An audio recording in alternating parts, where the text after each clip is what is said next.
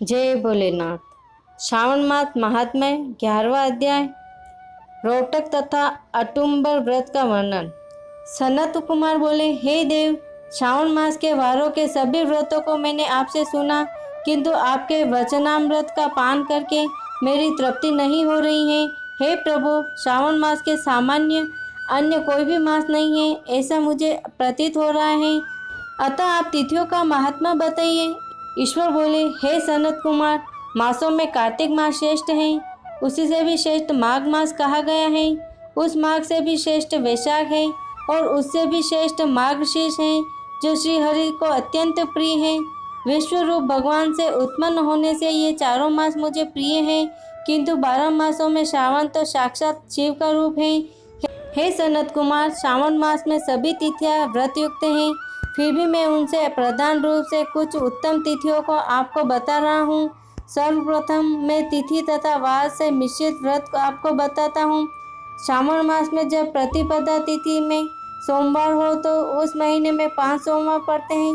उस श्रावण मास में मनुष्य को रोटक नामक व्रत करना चाहिए। यह रोटक नामक व्रत 3.5 महीने का भी होता है।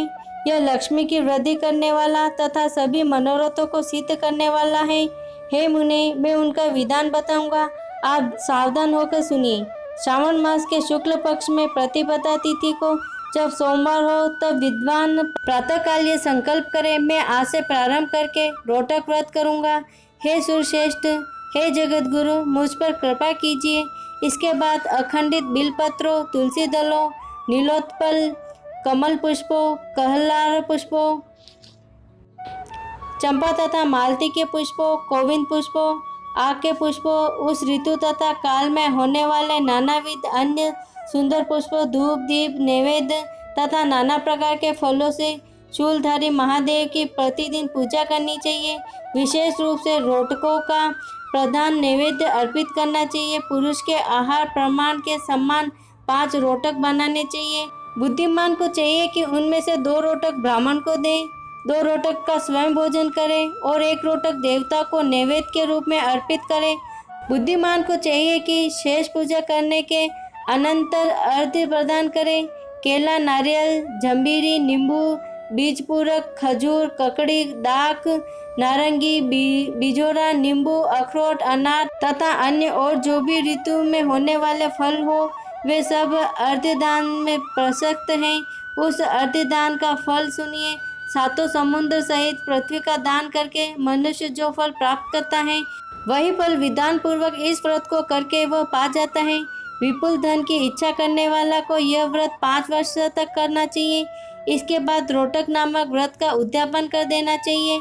उद्यापन कृत के लिए सोने तथा चांदी के 2 रोटक बनाए। प्रथम दिन अधिवासन करके प्रातःकाल शिव मंत्र के द्वारा धृत तथा उत्तम बिलपत्रों से हवन कर रहे।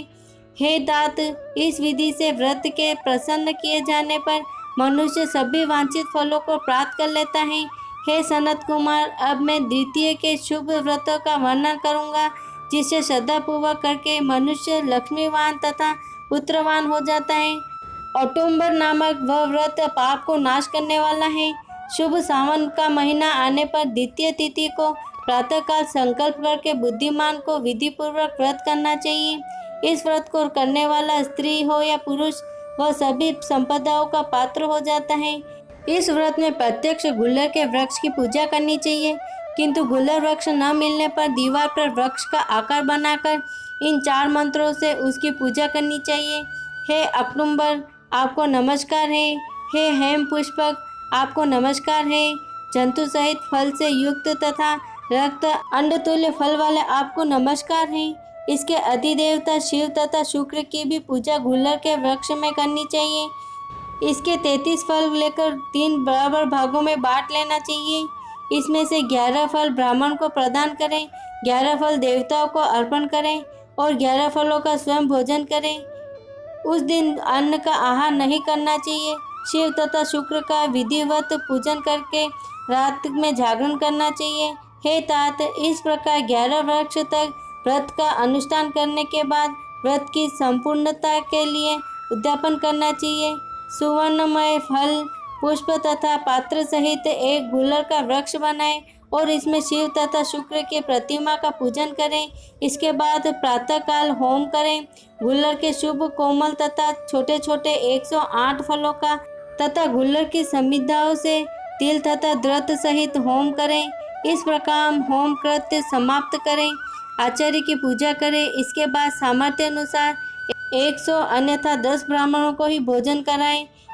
हे वत्स, इस प्रकार व्रत किए जाने पर जो फल होता है उसे सुनिए।